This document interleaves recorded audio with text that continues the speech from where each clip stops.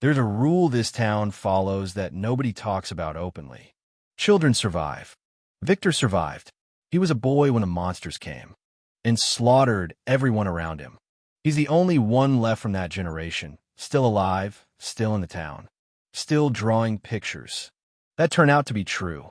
Now, there is Ethan, and his dead father just sent him to find a lake that Ethan himself dreamed of. Stay with me, because this is where From stops being a horror show and starts being something that genuinely should not be possible.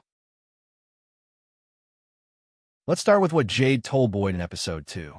Not the version you have heard, while your eyes were still on Jim's body hanging upside down in that barn. The real version.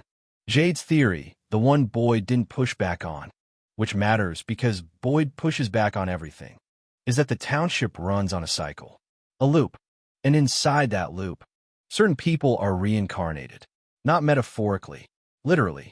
New bodies, same souls, same purpose. And what is that purpose? To find a way out, to save the children who are trapped here. They've never succeeded. Every time Jade and Tabitha get close enough to the truth, they get killed for it. Jim Matthews was not randomly targeted. He was targeted because his family was finally close enough to matter. The message written in his white on a barn wall, knowledge comes at a cost, was not a warning. It was a receipt. The town billed them. Jim paid. But here is what nobody is talking about. If the loop resets and everyone dies, then who remembers? Who carries the memory of the last cycle into the next one? Victor. Victor is old now. He's been in this town longer than anyone. He was a child when the original massacre happened, when the monsters killed his entire world in one night. And he survived, not because he was brave, not because he fought, because the town let him live. Think about that.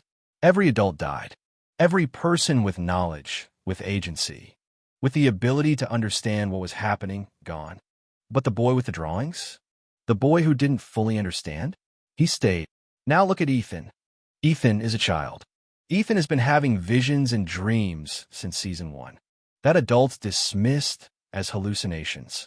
He invented a game, a whole fictional world, with a location called the Lake of Tears. He built this place in his imagination. He named it. He gave it rules. And now it exists in the township.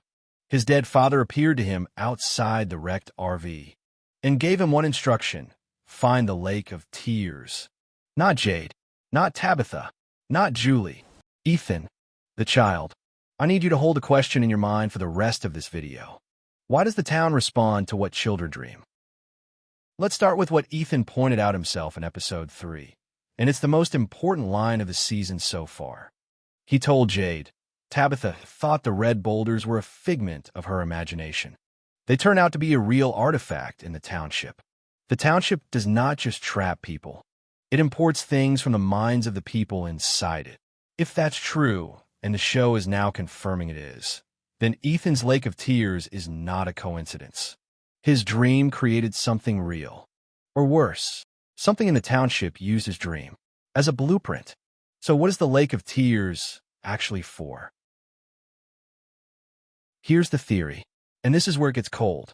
The Lake of Tears is a memory archive.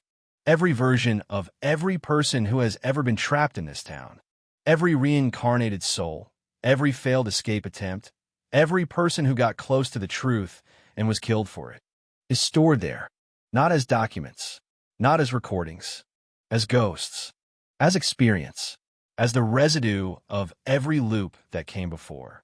Jim didn't send Ethan to the Lake of Tears to bring him back, whose dream the township cannot fully control. He's a child. His mind created something the entity didn't plant. And that might be the only kind of knowledge that doesn't come with a cost. Meanwhile, something is breaking inside Boyd Stevens. He threatened Elgin into silence about Fatima's child. He's lying to the town while wearing the face of its protector. He sat at his dead wife's grave in episode 3, and a hand came up from the ground and grabbed him. Is that Abby? Maybe. But think about the symbolic weight of this moment. Boyd has spent 4 seasons being the man who holds the town together. The show told us this directly, and told us to Sophia who is the man in yellow wearing a teenage girl's grief. The enemy knows Boyd is the load-bearing wall. That hand from the grave is not just horror imagery. It's an invitation. One more thing, and Boyd isn't the only one being converted. Sophia staying close to Sara is not protection. Sara is the most spiritually sensitive and already distrusted by the township. Sophia doesn't need to manufacture hatred towards Sara. The town is already primed. One whisper, one staged moment. Sara's compassion for Sophia is exactly what will be used against her. This mirrors Boyd's corruption arc. Two good people, two different methods of destruction. The man in yellow doesn't need claws for either of them. One more thing. Julie's hair is cut in season 4 from the very first episode. Short. We don't know when she made that decision. We don't know what happened in the gap between seasons. But here's how I read it. Julie is a story walker.